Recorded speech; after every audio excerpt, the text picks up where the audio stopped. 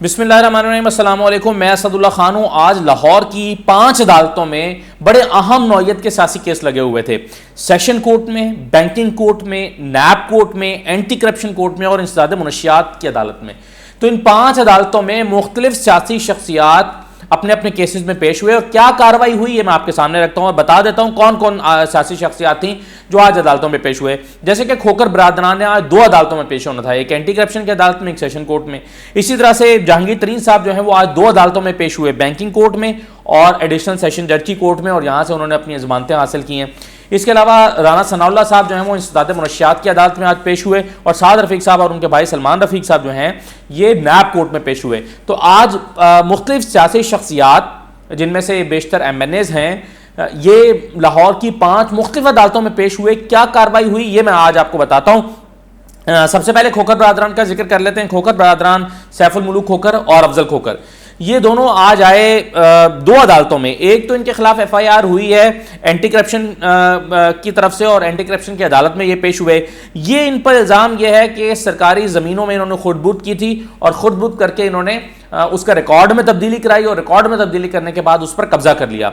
तो ये anti corruption ने अपनी तफ्तीश मुकम्मल करके आज अदालत में रिपोर्ट जमा कराई। लेकिन आज खोखर बरादरान ने अदालत में पेश होकर यह कहा कि हमारे जो वकील हैं गुलाम सरवर एडवोकेट वो आज मौजूद नहीं है ज़ाती मसरूफियत की वजह से, तो आज कार्रवाई ना की जाए और तारीख दे दी जाए। तो लिहाजा उनको बगैर कार्रवाई के रिपोर्ट उनके खिलाफ पेश हो गई और रिपोर्ट में कहा गया कि सरकारी इन्होंने सरकारी ज़मीनों में खुदबुद की है और खुदबुद करके रिकॉर्ड में तब्दीली कराई और तब्दीली करा के फिर इन्होंने अपने नाम जो है वो ज़मीन करा ली और इस तरह से जो है वो इन पर ये इल्ज़ाम है और ये तफ्तीश है। लेकिन जज वकील साहब के ना होने की वजह से फिर तारीख पड़ गई और कोई कार्रवाई ना हो सकी। 26 अप्रैल की तारीख मिल गई। इसी तरह से एडिशनल सेशन जज जो हैं वो रफाकत अली गोंदल, उनकी अदालत में ये पेश हुए और वहाँ पर भी तफ्तीशी अफसर ने रिपोर्ट पेश की। इन पर यहाँ इल्ज़ाम ये था दूसरी FIR में कि इन्होंने कार्य सरकार में मुदाखलत की। जब सरकारी महकमे इनका पैलेस गिराने के लिए गए तो इन्होंने सरकारी इदारों को काम करने से रोका। तो ये दूसरी FIR है, दूसरा इल्ज़ाम है और इसमें भी उन्होंने यही जाकर कहा कि हमारे वकील आज मौजूद नहीं है तो हमें तारीख दे दी जाए और इस केस में इनको 13 अप्रैल की तारीख मिल गई। तो खोखर बरादरान के केस में दरअसल आज कुछ भी नहीं हुआ। दोनों तरफ से तफ्तीशियों ने जो है वो अपनी अपनी रिपोर्ट पेश कर दी, लेकिन चूंकि इनके वकील मौजूद नहीं थे तो कार्रवाई नहीं हो सकी और एक में उनको 26 अप्रैल की तारीख मिल गई और दूसरे में उनको 13 अप्रैल की तारीख मिल गई। तो खोखर बरादरान आज अदालत में खुद पेश हुए लेकिन उनके वकील पेश नहीं थे। अब टेक्निक ये होती है कि अगर वकील पेश हो जाए तो फिर खुद पेश नहीं होते, यानी कुछ ना कुछ जो है वो डिलेइंग टैक्टिक के लिए ये हरबे इख्तियार किए जाते हैं। आज वकील नहीं है, कभी खुद नहीं है, तो आज खोखर बरादरान ने भी यही किया और दोनों केसेस में तारीख हासिल कर ली। दूसरा जहांगीर तरीन साहब का केस था। जहांगीर तरीन साहब पर भी 2 FIRs हैं। एक बैंकिंग कोर्ट में है, उनका केस चल रहा, एक FIR है जिसमें उन पर इल्ज़ाम यह है कि उन्होंने जो है वो जाली बैंक अकाउंट्स बनाए हैं अपने मुलाजमीन के नाम पर, ये FIR है। और दूसरी जो है उन पर FIR है मनी लॉन्ड्रिंग की, कि उन्होंने मनी लॉन्ड्रिंग की है। तो पहले वो मनी लॉन्ड्रिंग वाला जो उन पर इल्ज़ाम है उस सिलसिले में वो एडिशनल सेशन जज हामिद हुसैन साहब की अदालत में पेश हुए और वहाँ पर जहांगीर तरीन साहब जो हैं उन्होंने 3 मिनट के अंदर अंदर, उनके वकील ने यह बताया कि हम तमाम इदारों के साथ ताउन जारी रखेंगे और हम पर जो इल्ज़ामात हैं ये दुरुस्त नहीं हैं, लेकिन हम अपना मौक़िफ़ पेश करेंगे, हम ताउन जारी रखेंगे, हमारी ज़मानत दे दी जाए। तो 1-1 लाख रुपए के मचलकों के एवज़ उनकी दरख्वास्त ज़मानत मंजूर कर ली गई और उनको 10 अप्रैल तक की ज़मानत दे दी गई। उसके बाद जो है वो बैंकिंग कोर्ट में जज अमीर मोहम्मद खान साहब की अदालत में पेश हुए जहांगीर तरीन साहब और उनके साहबजादे अली तरीन साहब, और वहाँ पर भी जाके वहाँ पहले जब वो पहुँचे कमरा अदालत में तो वहाँ दूसरे केसेस चल रहे थे। जहांगीर तरीन साहब और अली तरीन एक कोने में जाके खड़े हो गए कमरे में। जज साहब ने उनको देख लिया कि जहांगीर तरीन साहब आए हैं, तो थोड़ी देर के बाद जज साहब ने कहा कि जहांगीर तरीन साहब को बैठने के लिए कुर्सी दी जाए, तो उनको बैठने के लिए कुर्सी फराहम की गई। जहांगीर तरीन साहब बैठ गए। 15 मिनट तक मुख्तलिफ केसेस अमीर मोहम्मद खान साहब सुनते रहे और उसके बाद फिर जहांगीर तरीन साहब की बारी आई तो उनके वकील ने फिर यहाँ पर भी यही कहा कि जो हम पे इल्ज़ामात हैं वो दुरुस्त नहीं हैं और हम ताउन जारी रखेंगे, तफ्तीश का हिस्सा बनेंगे, हर तरह की तरह से सपोर्ट करेंगे और अपनी बेगुनाही को साबित करेंगे, ज़मानत दे दी जाए। तो इस अदालत में बैंकिंग कोर्ट में 5-5 लाख रुपए के मुचलकों के एवज़ उनको ज़मानत दे दी गई और उनको अगली तारीख जो है वो 7 अप्रैल दी गई है। 7 अप्रैल तक उनको गिरफ्तार ना करने का हुक्म दिया गया है। पहले वाले केस में उनको 10 अप्रैल दी गई है। अब जहांगीर तरीन साहब ने पहले 7 अप्रैल को बैंकिंग कोर्ट में पेश होना है और फिर 10 अप्रैल को उन्होंने पेश होना है एडिशनल सेशन जज हामिद हुसैन साहब के पास। मैं आपको ये बता दूं कि आज अदालत में जो है वो माहौल इस नौयत का था कि एक कोर्ट में जो है वो अगर जहांगीर तरीन साहब जैसे 9 बजे पूरे पहुंच गए थे तो थोड़ी देर के बाद पता चला कि उधर ख्वाजा साद रफ़ीक साहब आ गए हैं, पता चला कि खोखर बरादरान आ गए हैं। तो आज मीडिया पर्सन जो है उनकी भी दौड़ें लगी रहीं कि कभी वो इधर भाग रहे हैं, कभी वो उधर भाग रहे हैं, कभी वो इस कोर्ट रूम में है, कभी वो उस कोर्ट रूम में है। तो वो बड़ा हैक्टिक सा डे था। बहुत सारे इंपॉर्टेंट केसेस थे जिनमें से 2 मैंने आपको बता दिया और 2 के बारे में मैं आपको बताता हूँ जिसमें कोई खास कार्रवाई नहीं हुई और सिर्फ तारीखें पड़ गई। अब राना सनाउल्लाह साहब जो हैं इनके खिलाफ आज फिर फर्द जुर्म आयद नहीं हो सकी और उसकी वजह आज ये थी कि इनके जो जज थे शाकिर हसन साहब जिनके खिलाफ जिनकी अदालत में ये समाअत चल रही थी, तो शाकिर हसन साहब जो है उनका तबादला हो गया है, वो दूसरे शहर में चले गए हैं। तो उनकी जगह पर दूसरे जज जो हैं वो अभी अपॉइंट नहीं हुए। तो राना सनाउल्लाह साहब आज आए और ड्यूटी जज ने उनको सिर्फ तारीख दे दी क्योंकि आज उनकी कार्रवाई नहीं हो सकती थी। अब राना सनाउल्लाह साहब जो हैं जब उनकी तारीख पढ़ने वाली थी तो उन्होंने कहा कि जनाब रोज़े आने वाले हैं, तो रोज़े गुजार के रोज़ों के बाद तारीख दिया। हालांकि इससे पहले मैंने आपको जितने केसेस बताए हैं ये सब रोज़ों में पेश हो रहे हैं। रोज़ों में बाकी लोग आ सकते हैं लेकिन राना सनाउल्लाह साहब रोज़ों में नहीं आएंगे। तो राना सनाउल्लाह साहब को ईद के बाद की तारीख पड़ी है 17 मई। अब राना सनाउल्लाह साहब के वकील हमेशा लंबी तारीख मांगते हैं, 1.5 महीने की, 2 महीने की, 2.5 महीने की।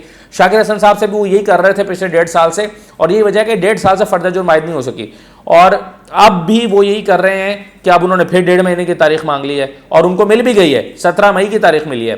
तो राना सनाउल्लाह साहब के केस में जो अभी तक फर्द जुर्म आयद नहीं हो सकी, इसमें इंसदाद मुनशियात की तरफ से ANF के जो वकील हैं वो भी यही कहते हैं कि राना सनाउल्लाह साहब जो हैं वो हरबे इख्तियार कर रहे हैं। कभी इनके वकील नहीं है, कभी ये खुद नहीं है, कभी इनके एसोसिएट नहीं है, कभी इनके सीनियर वकील नहीं है। तो ये हर दफ़ा कोई ना कोई कार्रवाई डाल के और कभी कह दिया जाता है राना सनाउल्लाह साहब उसमें आप असेंबली के सेशन में बिजी हैं, कभी कहा जाता है वो कहीं बिजी हैं, कभी कहा जाता है कि उनके वकील जो हैं वो हाई कोर्ट में बिजी हैं। तो इस तरीके से वो 1.5 साल से इसको लटका रहे हैं। आज तो खैर मामला ये था कि उनका नया जज अपॉइंट नहीं हो सका और फिर उनको 1.5 महीने की तारीख भी मिल गई। हालांकि जज तो अभी थोड़े दिन में अपॉइंट हो जाएंगे। तो राना सनाउल्लाह साहब ने मगर लंबी तारीख मांगी और उनको 1.5 महीने की तारीख मिल गई है। अब ये जो है ना वो केस की सूरत हाल है राना सनाउल्लाह साहब का जो 15 किलो मुनशियात का केस है। अब उनके वकला बाहर आके मीडिया में ये कहते हैं कि देखें जी आज तक हमारे खिलाफ कुछ साबित नहीं हो सका। राना सनाउल्लाह साहब खुद भी यही कहते हैं कि देखें जी आज तक मेरे खिलाफ कुछ साबित नहीं हो सका। भाई साबित कैसे होगा जब केस चलता ही नहीं है। असल में अभी तक राना सनाउल्लाह साहब के खिलाफ केस नहीं चला क्योंकि उनके खिलाफ अभी तक फर्द जुर्म आयद नहीं हुई। फर्द जुर्म आयद होगी तो प्रोसेस आगे चलेगा ना। फर्द जुर्म ही आयद नहीं हो रही। जिस दिन आयद होना होती है, जिस दिन लगता है कि आज फर्द जुर्म आयद हो जाएगी, उस दिन राना सनाउल्लाह साहब नहीं आते और कोई ना कोई उज़्र पेश कर देते हैं कि जी ये मसला है। तो थोड़ी सी जो है वो लीनियंसी राना साहब को हासिल करते जाते हैं और उनका केस जो है वो आज उनकी बगैर कार्रवाई के समाअत मुलतवी हो गए। साद रफ़ीक साहब का जो मामला है पैरागॉन केस में वो पेश होते हैं नैब कोर्ट में। जवादुल हसन साहब के पास उनका केस था लेकिन जवादुल हसन साहब भी तब्दील हो गए हैं। तो जवादुल हसन साहब जो हैं वो दूसरे शहर में उनका भी ट्रांसफ़र हो गया है और उनकी जगह पर अब कोई दूसरा जज जो है वो अभी अपॉइंट नहीं हुआ। तो आज ड्यूटी जज शेख सज्जाद साहब थे, उन्होंने बगैर कार्रवाई के साद रफ़ीक साहब बस आए हैं। साद रफ़ीक साहब आए हैं और साद रफ़ीक साहब जो हैं उन्होंने तारीख हासिल की है, उनको 19 अप्रैल की तारीख मिल गई है। अच्छा मैं आपको ये बता दूं 9:45 पर साद रफ़ीक साहब आए थे। अच्छा मैं आपको ये बता दूं कि आज जहांगीर तरीन साहब जब आए हैं अदालत से उन्होंने तारीखें ली हैं और जब वहाँ से वो निकले हैं तो कॉरिडोर में तो सहाफ़ियों ने उनसे सवाल शुरू कर दिया। तो उन्होंने कहा कि नहीं मैं मीडिया टॉक करूँगा और मैं कैमरों पर आता हूँ। जब वो कैमरों की तरफ बढ़ रहे थे तो उनको बताया गया कि आप कैमरों पर की तरफ ना जाएँ क्योंकि आज साद रफ़ीक साहब जो हैं वो यहाँ पर आए हुए हैं और साद रफ़ीक साहब के साथ उनके कारकुनान आए हुए हैं। तो वहाँ पर वो मौजूद हैं तो नारेबाजी करेंगे, बदमज़गी हो सकती है, तो आप कैमरों की तरफ ना जाएं। तो फिर जहांगीर तरीन साहब ने फैसला किया कि वो इहाता अदालत में ही यानी बाहर कैमरों की तरफ नहीं जाएंगे। तो वहीं पर रिपोर्टर से कहा कि आप फ़ोन पर जो है वो मेरा शॉट रिकॉर्ड कर लें। तो फिर जहांगीर तरीन साहब जो हैं उन्होंने आप देख भी रहे हैं कि रिपोर्टर्स के सवालों के जवाब दिए। उन्होंने कहा कि मुझे इन FIR की समझ नहीं आ रही, मैं बेकसूर हूँ और जो भी वो अपनी सफाई में कहना चाहते थे उन्होंने कहा।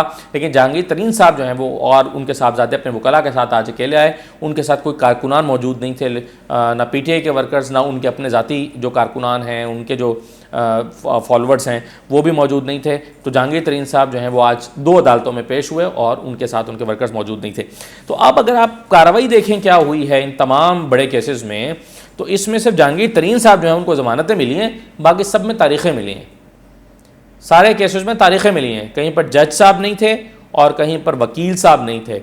तो इस तरह से करके आज जो है वो मुख्तलिफ केसेस में मुख्तलिफ तारीखें पड़ गई हैं। सिर्फ जहांगीर तरीन साहब जो हैं उनकी केस में कुछ कार्रवाई हुई है कि उन्होंने ज़मानत के लिए आना था तो उनको ज़मानत मिल गई है। तो ये आज लाहौर की 5 बड़ी अदालतों में, 5 मुख्तलिफ अदालतों में बड़े जो केसेस थे उनका अहवाल मैंने आपके सामने रखा है। इसके अलावा अली ज़फ़र साहब का केस भी आज ही सुना जा रहा था। मीशा शफ़ी के जो मैनेजर थे फ़रहान, वो आज पेश हुए अदालत में और लंबी उन्होंने अपना बयान रिकॉर्ड कराया कि वो क्या करते थे, उनका क्या मीशा शफ़ी से ताल्लुक़ है और वो किस तरह से इसमें गवाह हैं।